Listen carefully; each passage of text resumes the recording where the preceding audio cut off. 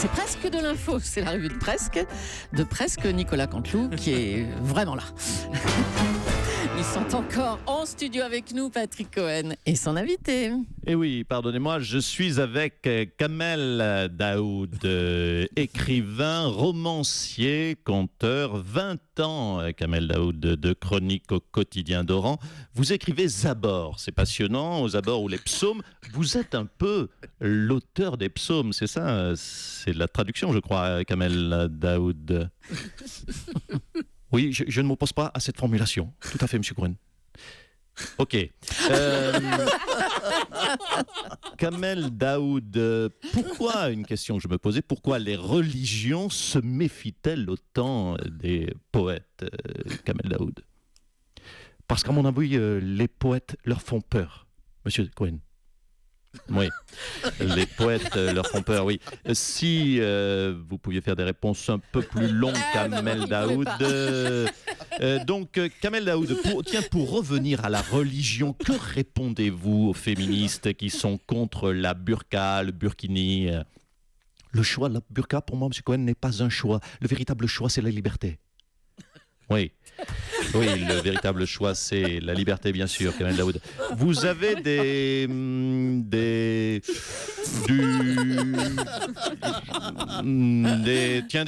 croyances. Vous avez des croyances, Kamel Daoud? Oui, j'ai des croyances qui sont enfouies en moi, des croyances magiques, ce que j'appelle les croyances magiques.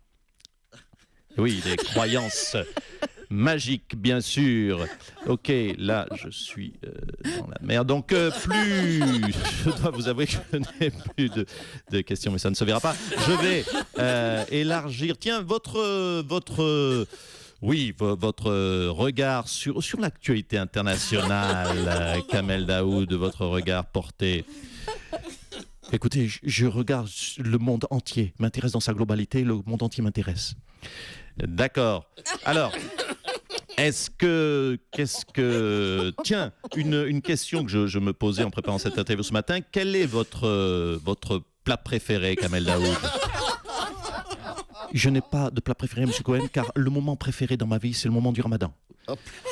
D'accord. Alors, je me tourne vers Julie. Peut-être, oui, Julie me souffle une question, tout à fait, une question. Est-ce que, Kamel Daoud, est-ce que vous avez l'heure, Kamel Daoud? Merci pour la question. Je crois qu'il est bientôt 8h30. Merci, Kamel Daoud, 8h30, tout à fait. Un auteur en prise directe avec son temps. Merci d'être venu et de nous avoir fait partager ce magnifique tunnel. À vous, Julie. Bravo Nicolas. Allez, on va enchaîner avec Jean-Pierre Pernaut. C'est lui qui est avec nous ce matin pour les titres. Bonjour Jean-Pierre. Eh oui, bonjour ma chère Julie, bonjour mon cher Patrick. Patrick avec qui je partage le même amour pour la chanson d'antan, que ce soit Bourvil, Yvette Horner, Fernandel. Ah Patrick, franchement, si vous faites un dîner karaoké, faites-moi le plaisir de m'inviter. Je connais tout le répertoire de Patachou. Avec plaisir. Tout de suite, c'est parti pour les titres.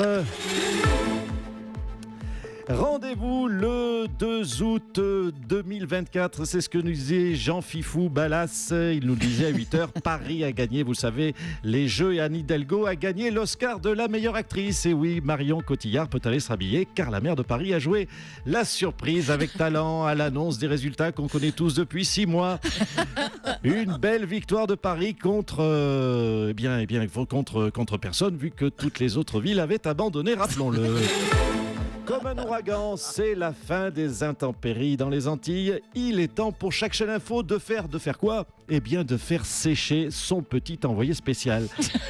Et si vous les avez vus, tous nos envoyés spéciaux, ces jeunes journalistes se dire allez, plus je prends de la flotte dans la tronche pendant mon reportage, plus je marque des points avec ma rédaction et ma chaîne. Alors on leur souhaite de commenter une petite canicule pour les sécher, ça les changera. Et puis baby boom, le gouvernement vient d'annoncer l'ouverture de la PMA, la procréation médicalement assistée, à toutes les femmes pour 2018, notamment les couples lesbiens. Alors, pour les femmes célibataires, il y avait déjà différentes méthodes pour faire un bébé tout seul, vous le savez, comme la procréation par largage par un enfoiré qui s'est barré avant le métage en cloque, ou également par la forme la plus connue, la procréation par oups, on était bourré, j'ai oublié mes Durex. Tiens, c'est Philippe de Villiers, ça, je le reconnais. Va des rétros, lesbienne radiophonique. Oh, ben ça va. Madame Julie, oui, tu en es. Je te vois soutenir cette loi impie et immorale. Les femmes peuvent procréer sans hommes, mais Monsieur Cohen, Monsieur Cabrol, Monsieur Enthoven, quelle honte qu'elles apprennent déjà à monter un meuble Ikea grâce à l'application du smartphone de Monsieur Anicéenne Bidouille. Ou à replier une carte routière sans l'aide de leur mari. Et là, on pourra alors peut-être discuter d'avoir un enfant toute seule, mesdames. Gourgandine, diablerie que cette loi concupiscente. C'était Philippe de Villiers. Et merci Jean-Pierre Pernaut, à bientôt. Salut. Emmanuel Macron était toujours aux Antilles hier soir. Le président a dormi sur un lit de camp. Il s'est lavé avec un seau d'eau. Et oui, ma chère Julie, mon cher Patrick, ici Denis Brognard. Bienvenue dans cette édition de Koh-Lanta Saint-Barth. Je suis avec Emmanuel, notre candidat. Bonjour Emmanuel. Oui, bonjour à toutes et à tous. Bonjour Monsieur Brognard. Écoutez, oui, je le concède, j'ai dormi sur un lit de camp, quoi de plus normal. Je me suis lavé avec un seau d'eau, quoi de plus naturel. Et j'aurais volontiers bouffé des chenilles. Et vous savez, au-delà de la plaisanterie, les habitants des Antilles ont perdu l'épreuve de confort. Et moi, il est vrai que j'ai un collier d'immunité puisque ce soir, je dors à l'Elysée dans mon king size. Très bien Emmanuel. Maintenant, il est temps Emmanuel de me donner votre flambeau. Et méfiez-vous, car avec trop de communication, les Français pourraient en avoir marre et décider de vous éliminer. Et leur sentence serait irrévocable. Merci Denis Brognard. Allez, pour terminer, on va rappeler l'info du moment. C'est donc Paris qui remporte les JO de 2024. Anne Hidalgo? Oui, un instant. Oui, on a gagné. On a gagné. On a gagné. Qu'est-ce que c'est euphorisant, ces Jeux Olympiques. Je suis toute euphorisée. On a gagné, Monsieur Cabrol, et pas seulement parce qu'on sait faire la tour Eiffel avec les doigts. Vous avez vu comme on a l'air malin à faire la tour Eiffel avec le doigt sur toutes les photos avec toute l'équipe du comité olympique. Anne Hidalgo, vous êtes heureuse tout de même, hein?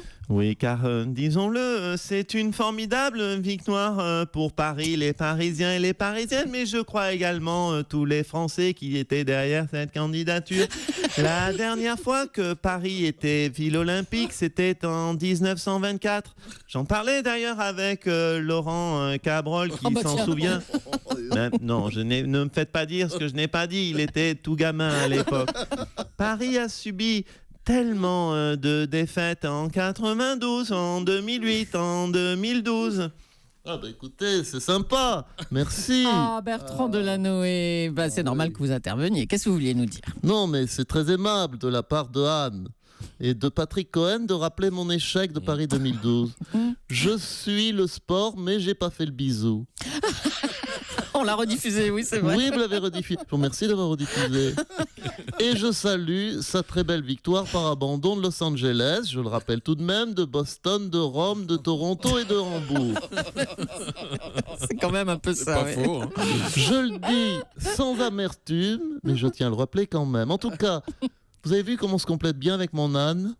Le seul truc que j'ai raté, c'était les JO. Eh bien, c'est le seul truc qu'elle a réussi. Oh, eh oui, je suis amer. Je suis mauvais joueur, je suis tout fiel.